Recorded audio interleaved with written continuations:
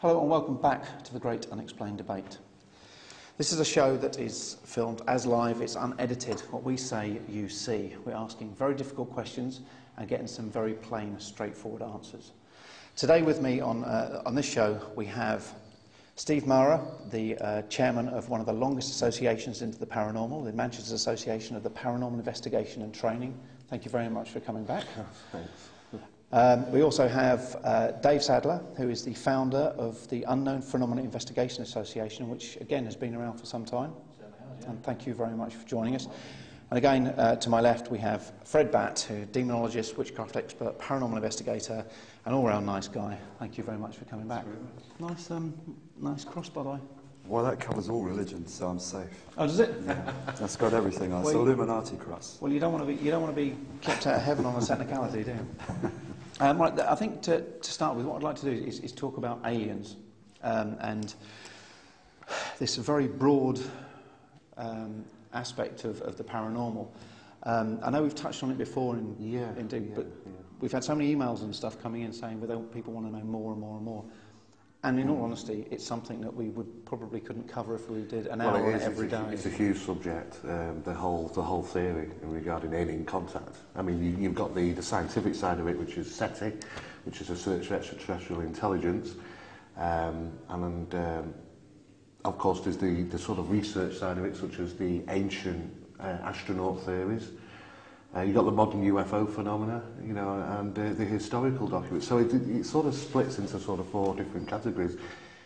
Those go off at a tangent, of course, into alien abduction on one side and crop circle phenomena on the other. We don't believe there's anything to do with crop circles, by the way. That was all down to, apparently, in 1980, Farmer John Skull down south found a 160-metre impression in his crop one day. Just round, nothing special. And unfortunately, the first guys to attend that were two UFO investigators and said, "Oh God, something's landed." And of course, since then, it's always been UFO orientated. I don't think there's any evidence to support that as well. But isn't this the case with a lot of stuff, which we'll go on later about talk about abductions and stuff. But it always seems to be that there seems to be one iconic thing, whether it be that, and everyone else seems to jump on almost a bandwagon. And then there's so much more after that. More people see things, more people are witnesses. The crop circle thing, I think, is the bizarrest thing. But Dave, what do you believe about aliens? Do you believe they are there? Do you believe they come to the Earth? Do you believe they can contact us directly? Well, first and foremost, Carl, it's a vast, wide open universe. There's many planets being found on a not so much regular basis, but there's planets similar to Earth being found on a regular basis. It'd be stupid of me to suggest otherwise, that there's no such thing as life on other planets. If it's coming here to visit, is another matter. I mean, most of the things out there, I believe people are misidentifying and misinterpreting, and a lot of things in relation to the alien abduction scenario is down, I think personally, to simply psychology and sleep disorders and such like. That's actually strange, because that's something I do want to look into later on, because I've been looking into some research about sleep disorders and alien abductions. Now, Fred, I know we've asked before, but just enlighten us again. What's your standpoint on aliens? Well, I think there's got to be other life out there somewhere. We're just one universe. There's got to be more beyond that, and there's bound to be more life than just us. And also, if you go back, as I said before, the way the Aztecs and the Egyptians laid out things, so they could only be seen from above, and there were certain patterns and things like this. There's got to be more to it than we know. There's got to be something there, and I think people have come here. Yeah, I really do. Do you think they come here as regularly as would be? Well, it's very much different. I've said this before. It's very much different in this country. It very rarely gets reported now, the alien abduction phenomena, as you can well imagine. Why is that? Are we bored of it? Are we just No. It had its phase during the 80s. I mean, when the X-Files was out on TV, everybody wanted to be an investigator. And we were basically confronted with thousands and thousands of people, literally, who thought that investigation was just a matter of just running around the country, and no paperwork, no actual hard work involved. But that's quite the opposite. And it had a phase where people were saying that they were going through the abduction phenomena, the incidents were taking place. It happened around about sort of from 1980 to around about 89, 90. Right.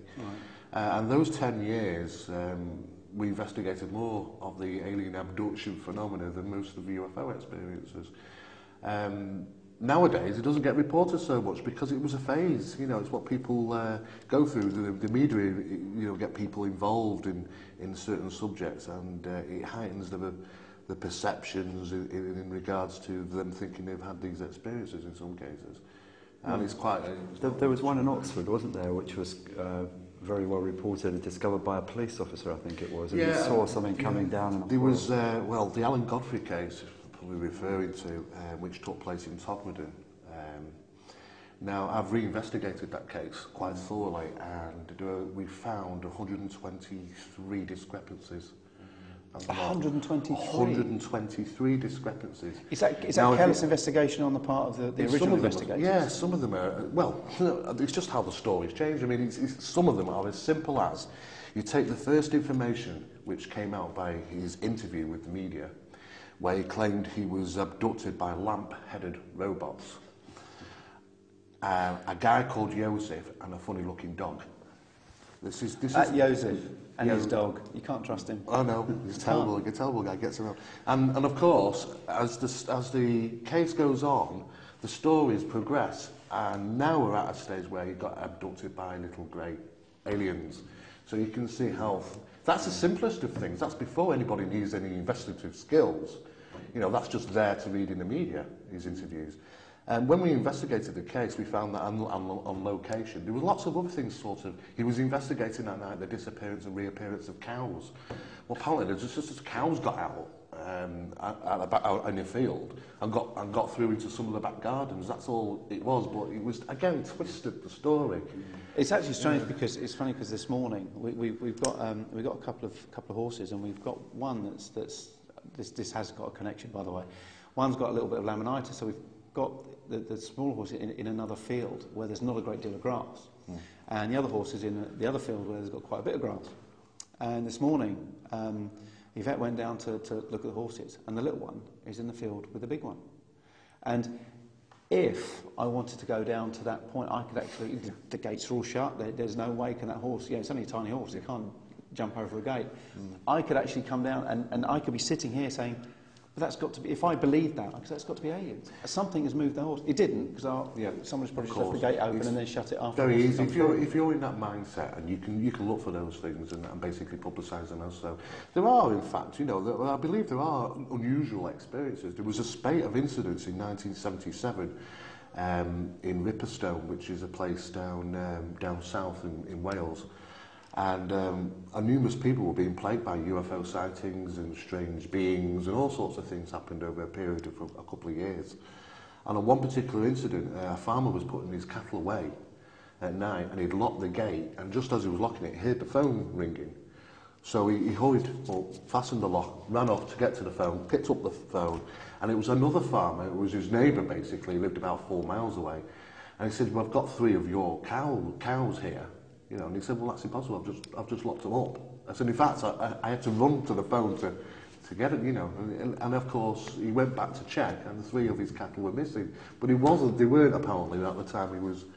and these things were sort of... It happened widespread over about 6 or 7 miles, and numerous people reported the same things. So, very strange. But this is the one thing that you tend to get with this. It's almost your own perception of what you think has happened and what has happened. But we're going to come back after the break and continue with this because we've got to go away for a couple of seconds. Please don't leave us and join us in a couple of minutes.